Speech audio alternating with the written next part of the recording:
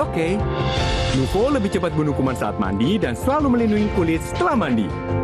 Lembut. Dengan formula triple antibakterial, perlindungan menyeluruh 24/7. Baru main di luar mah. Percayakan pada Nuvo Family. 2 steps ahead, perlindungan 24/7. Wingscare. Masuk angin, Bejo Jahe Merah. Formula jahe merah terbaru. Bantu redakan masuk angin. Kami Generasi Bejo. Baca peringatan, Bejo Herbal membantu meredakan masuk angin.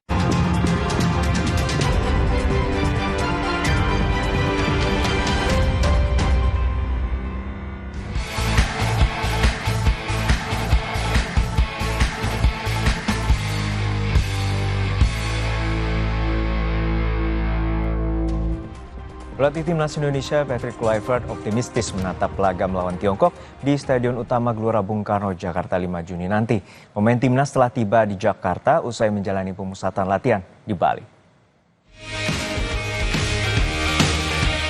Skuad asuhan Patrick Kluivert tiba di hotel di kawasan Senayan, Jakarta disambut supporter yang sudah menunggu.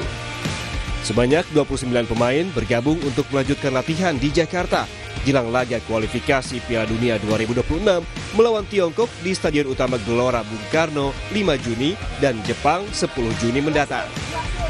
Selain itu, Kevin Dix juga akhirnya tiba di Bandara Soekarno-Hatta Minggu siang. Pemain FC Copenhagen ini tiba bersama anak dan istri. Kevin Dix akan langsung bergabung dengan pemain timnas lainnya di Jakarta. Sebelumnya, Kevin Dix tak bergabung dalam pemusatan latihan di Bali karena masih harus membela FC Copenhagen pada 29 Mei kemarin. Manajer Timnas Indonesia, Sumarji, bilang Timnas akan melanjutkan sejumlah program latihan di Jakarta, sementara Maten Pas akan menyusul bergabung kemudian. Seperti biasa, kami sudah ada jadwal latihan ya, selama di Jakarta ini tidak tidak mendadak ada, tapi itu sudah dijadwalkan dari dulu, dari kemarin-kemarin dan semua sudah disepakati oleh tim kepelatihan sehingga tinggal dilaksanakan saja. Latihan besok. Sementara itu, pelatih Timnas Indonesia Patrick Kluivert menilai pengalaman yang dimiliki pemain serta persiapan yang matang selama pemusatan latihan, pihaknya percaya diri menghadapi Tiongkok. Kluivert juga mengaku telah mengatur strategi dan menyesuaikan komposisi pemain, termasuk mempelajari pola permainan tim lawan. We discussed a lot regarding China. Of course, we analyzed China very good. Unfortunately, that we didn't have the result that we wanted. I was not there, unfortunately, but now it's a new game at home. We have the confidence. We structured the team very good. We studied it very good. So I'm confident that we can have a very good result against China. Kapten Timnas Indonesia, J. Ijes, menanggapi bakal absennya sejumlah pilar Timnas seperti Sandy Walsh, Ragnar Oratmangun, dan Marcelino Ferdinand saat menghadapi Tiongkok pada 5 Juni. Menurut Ijes, berubahnya susunan pemain adalah hal biasa, namun semua pemain tetap berjuang dan menjalankan strategi yang sudah ditentukan. This is normal football. It's not always the same team in Timnas, and that's okay. I think the guidelines in Timnas and what we want to do and what kind of team we want to be, what we represent is always the same. So if it's another player that plays somewhere else, it doesn't matter. We all know what to do and we all know what we are fighting for. Jika ingin lolos langsung ke Piala Dunia, Timnas harus menduduki peringkat 1 dan 2 grup C. Caranya, Timnas harus menang di 2 pertandingan terakhir lawan Tiongkok dan Jepang sehingga menambah 6 poin. Namun, itu pun dengan catatan Australia hanya dapat 2 poin dari 2 pertandingan sisa dan Arab Saudi hanya 3 poin. Skenario lain adalah Timnas melaju ke putaran 4 kualifikasi. Syaratnya, Timnas harus berada di peringkat 3 atau 4 grup C. Untuk mencapai peringkat 3 atau 4, kemenangan atas Tiongkok menjadi harga mati. Dengan tambahan 3 poin, sulit bagi Tiongkok dan Bahrain untuk mengejar Garuda. Timnas Indonesia saat ini duduk di peringkat 4 klasemen grup C kualifikasi Piala Dunia Zona Asia dengan poin 9. Calon lawan berikutnya Tiongkok di posisi terakhir dengan 6 poin sama dengan Bahrain di tempat kelima. Di atas Timnas ada Arab Saudi, Australia, dan di puncak klasemen Jepang. Tim Liputan, Kompas TV. Laga Timnas Indonesia melawan Tiongkok pada 5 Juni nanti menjadi pertandingan penting bagi kedua tim demi lolos kualifikasi Piala Dunia 2026 karena hanya 2 tim teratas klasemen yang berhak lolos. Sementara peringkat ketiga dan keempat harus berjuang kembali di putaran keempat kualifikasi. Lalu bagaimana strategi yang akan diambil oleh Kluivert untuk memenangkan laga krusial ini? Kita berbincang langsung dengan pengamat sepak bola Bung Gita Suwondo. Selamat siang Bung Gita. Selamat siang Juno. Ya, Bung Gita, ini merupakan harapan Indonesia bisa memenangkan laga melawan Tiongkok pada 5 Juni mendatang dan ini merupakan juga pertaruhan bagi Patrick Kluivert bisa meraih hasil setelah Indonesia sebelumnya kalah 2-1 di Cina sebelumnya. Lalu seperti apa strategi yang akan dilakukan oleh Patrick Kluivert agar memenangkan timnas Garuda Indonesia 5 Juni nanti? Oke, Kluivert ini pertandingan ketiga Kluivert menangani timnas Indonesia. Dia sudah ambil pelajaran pada saat kita memainkan strategi yang salah waktu melawan Australia, di mana kita full attack dari awal, kemudian kita di counter, kemudian dan kalah. Melawan Bahrain dia bermain hati-hati dengan 3 back sejajar saat itu, dan buktinya kita berhasil mencatat kemenangan 1-0 atas Bahrain. Jadi saya pikir juga strategi akan sama, terlepas dari China juga bermainnya defense to counter. Dia harus hati-hati terhadap cywar yang dilakukan oleh Branko Ivanovic, pelatih dari China, yang mengatakan bahwa China akan all out attack. Jadi saya pikir juga seperti pancingan bahwa dengan mereka mengambil inisiatif, mereka mengharapkan Indonesia yang akan duluan mengambil inisiatif dan nantinya akan dihukum. Jadi saya pikir juga Kluivert pasti sudah berpikir bahwa strategi yang tepat adalah dengan memainkan pola bertahan dan keseimbangan antar lini yang selama ini menghasilkan 9 poin bagi Indonesia, termasuk 2 kemenangan di Gelora Bung Karno dan 1 kali hasil imbang tanpa kemasukan melawan Australia.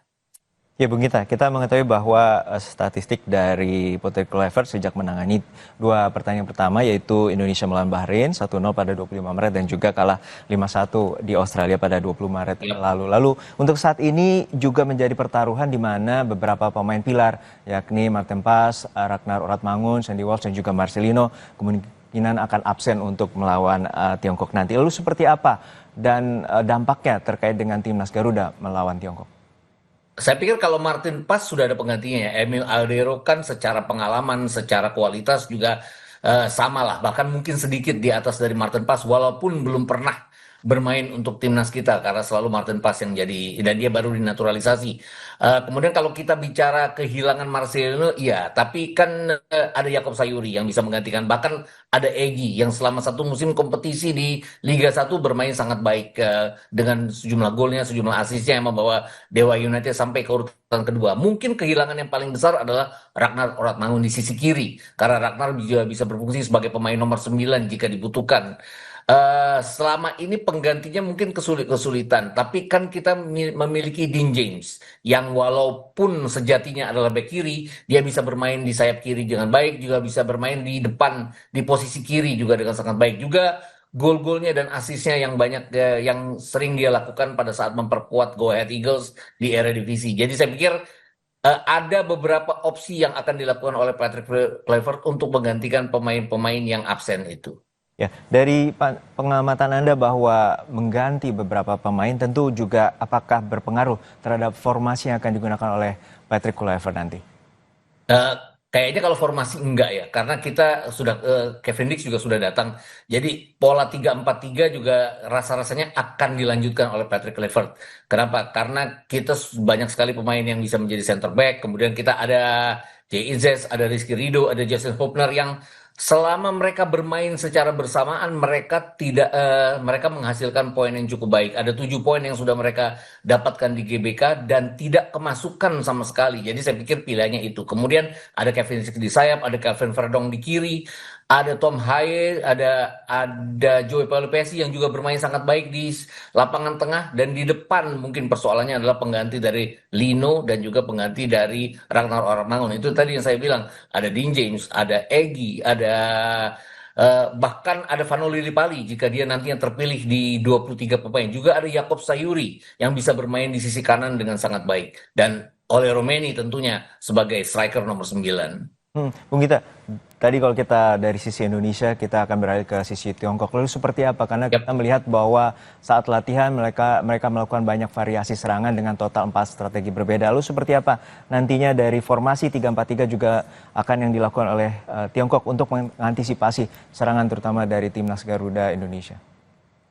Saya pikir mereka sudah baru mendapatkan 6 poin ya dari 8 pertandingan yang sudah mereka lakukan. Praktis mereka juga sama dengan kita. Mereka harus menang di sini dan menang di pertandingan terakhir nanti melawan Bahrain. Yang harus diingat adalah 6 poin yang mereka dapatkan itu adalah mengalahkan Indonesia di kandang sendiri dan mengalahkan Bahrain di kandang Bahrain dengan gol di penghujung pertandingan. Zhang Yuning yang menciptakan gol. Jadi saya pikir harus waspada terhadap striker China ini. Dan strategi mereka yang dikatakan bahwa mereka akan menyerang sejak awal, mungkin mereka lakukan. Tapi pada saat kita menghadapi ini jadinya akan main tunggu-tungguan ya. Saya pikir bahwa saya juga tidak percaya bahwa China akan demikian konyol untuk melakukan serangan terus-menerus karena mereka bermainnya counter to the defense to counter, bukan menyerang. Jadi ini yang harus diwaspadai oleh kita. Yang harus diingat adalah mereka mengalahkan kita pada saat mereka sudah kalah dalam 3 pertandingan awal. Ini kan juga 3 pertandingan sebelum ini mereka juga kalah dan kita mendapatkan 2 kemenangan dan 1 kekalahan. Jadi poin kita jauh lebih baik dari mereka dalam 3 pertandingan terakhir.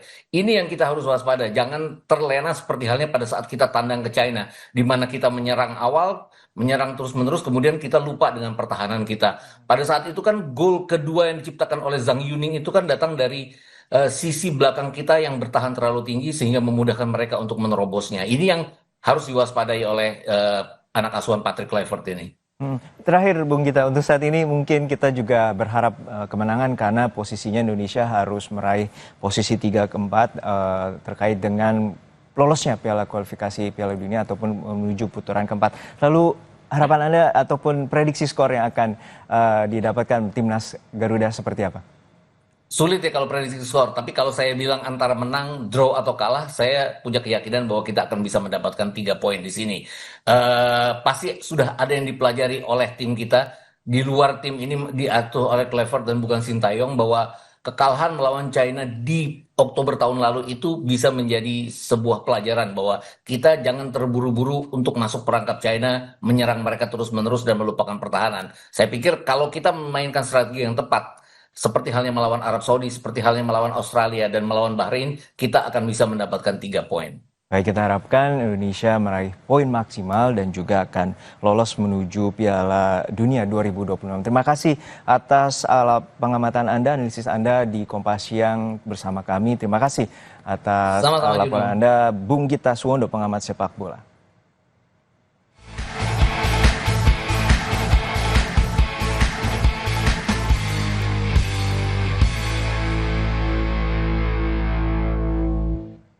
Usai jeda saudara, kecintaan terhadap timnas Indonesia membuat supporter rela merogoh kocek lebih dalam demi bertemu dan berfoto dengan pemain idolanya. Caranya dengan menginap di hotel yang sama dengan timnas. Informasinya usai jeda.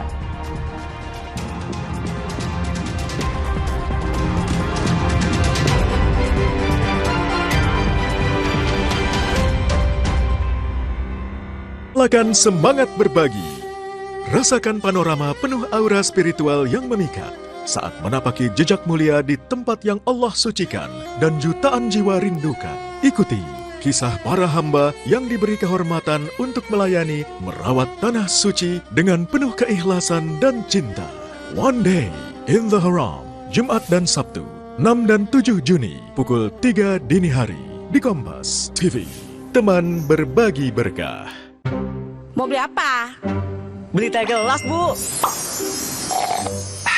Hah? Mendadak Sultan? Temukan hadiah di balik tutup kemasan teh gelas. Menangkan total hadiah miliaran rupiah. Mau jadi Sultan? Beli teh gelas. Beli teh gelas lagi? Iya nih. Mendadak Sultan? Temukan hadiah di balik tutup kemasan teh gelas. Menangkan total hadiah miliaran rupiah. Mau jadi Sultan? Beli teh gelas. Tidak semua air itu aqua.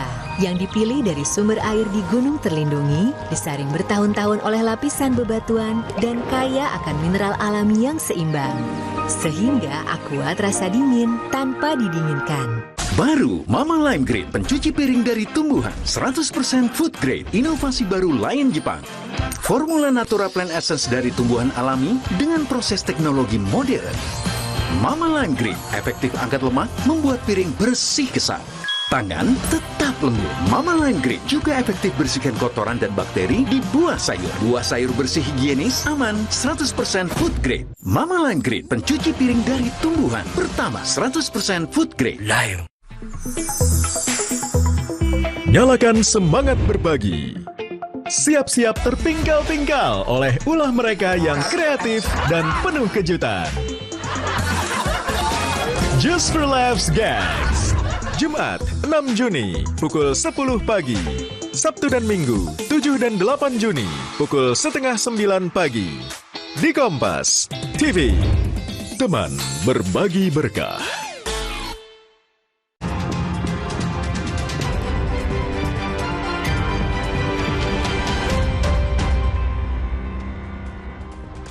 Kompas yang kembali hadir untuk Anda bersama saya Desi Fiftina. Saudara, kecintaan terhadap Timnas Indonesia membuat supporter rela merogoh kocek hingga belasan juta rupiah demi bertemu dan mendapatkan foto dengan pemain idolanya. Caranya dengan menginap di hotel yang sama dengan Timnas.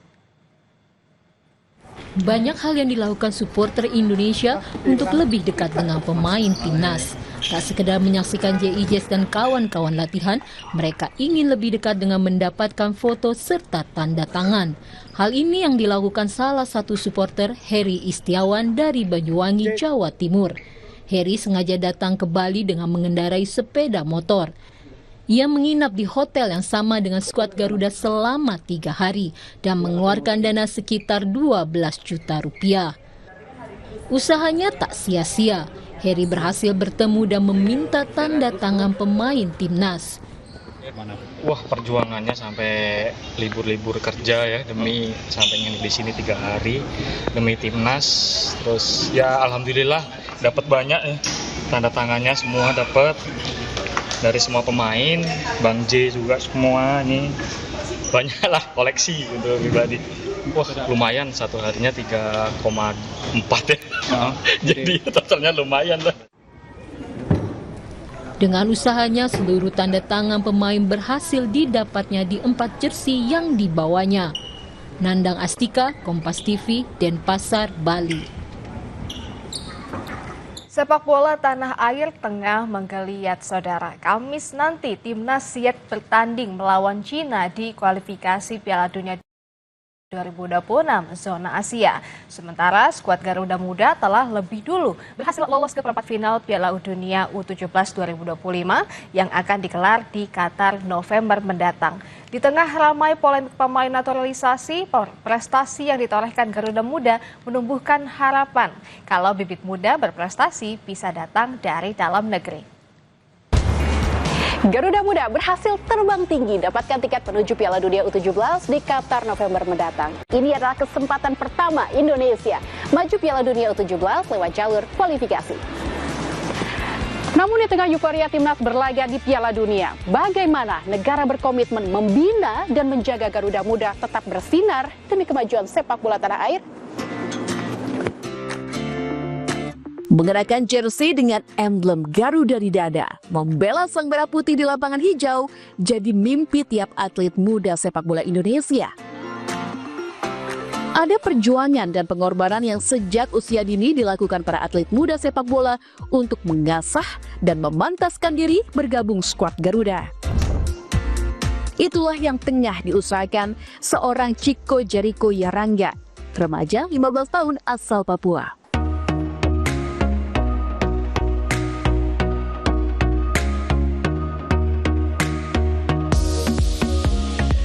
Pukul 6 pagi, saat remaja seusianya bersiap ke sekolah, Chico harus berlatih bersama si kulit bundar sebelum belajar pendidikan formal di kelasnya. Bahkan, setelah belajar di kelas, Chico kembali harus berlatih dari sore hingga malam hari.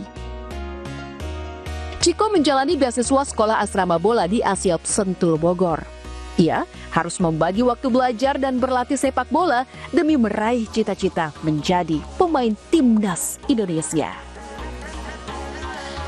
Menjaga pola hidup, disiplin, berlatih fisik hingga teknik sepak bola dilakoninya setiap hari demi bisa dilirik bergabung timnas Indonesia. Ciko pertama kali bergabung di sekolah bola di sini, kaget nggak sih sama keseharian yang ada di sini tuh? Sangat kaget, seperti latihannya yang 2 kali sehari, dan makanan juga yang teratur. Tapi di sini bikin lebih baik dari sebelumnya. Terus banyak pelajaran dari sini, bisa disiplin. Terus di sini juga kaget pas ada gym di sini. Terus? Iya itu. Jadi di Papua kan nggak pernah gym tuh, jadi badannya udah mulai agak terbentuk kalau di sini. Lebih ya mungkin perubahan badan gitu, lebih kekar dikit. Dulu di Papua kurus. Berdampak ke cara main kamu nggak? Kamu lebih? Sangat berdampak, lebih main dengan visi permainan sangat luas kalau di sini. Jurnalis sekaligus pengamat sepak bola Firzi Idris berpendapat, format kompetisi sepak bola usia dini di Indonesia saat ini belum berkelanjutan. Kuantitas pelatih sepak bola berkualitas juga perlu ditingkatkan sebagai tokoh kunci penanaman teknik dasar sepak bola kepada pemain muda. Tapi memang EPA itu banyak catatannya, seperti bentuknya kan masih format turnamen, sekarang masih 3 bulanan, 4 bulanan, dan bukan suatu continuous liga yang harusnya anak-anak ini dapatkan untuk terus mengasah kekuatan mereka, mengasah pengalaman mereka. Tapi bukan hanya juga mewujudkan talent dalam bentuk pada kompetisi, tapi bagaimana PSSI juga harus bisa membentuk para pelatih. Mereka harus bisa meningkatkan jumlah pelatih, meningkatkan kuantitas, tapi juga kualitas pelatih. Kalau anak-anak ini dari bawah udah dilatih secara salah, secara kontrol bola dan lain-lain, nanti balik lagi ke era di mana di dalam timnas diajarin cara passing. Prestasi tim nasional Indonesia di kancah sepak bola internasional mulai menampakkan hasil setelah beberapa dekade sepi prestasi dan berkutat pada masalah organisasi. Termasuk keberhasilan tim nasional Indonesia menembus babak ketiga kualifikasi Piala Dunia 2026 zona Asia. Namun, skuad utama Garuda Senior yang didominasi pemain naturalisasi program PSSI bukan tanpa kontroversi. Pembinaan bibit muda sepak bola nasional pun dipertanyakan. Kini muncul pertanyaan, seperti apa keseriusan PSSI menghasilkan bibit-bibit muda sepak bola tanah air jika program naturalisasi terus berlanjut demi genjot prestasi? Para atlet hingga pecinta sepak bola kini menantikan bagaimana PSSI, para klub, dan pemerintah selesaikan daftar panjang masalah sepak bola. Bukan demi prestasi jangka pendek semata, tapi juga mengikis setumpuk kekhawatiran pemain muda akan masa depan cerah menjadi pesepak bola di Indonesia. Jangan kemana-mana saudara, Kompas Siang masih akan kembali dengan informasi dari cerita Nusantara. Di antaranya sate kulit dan sate usus jumbo dengan saus kacang pedas.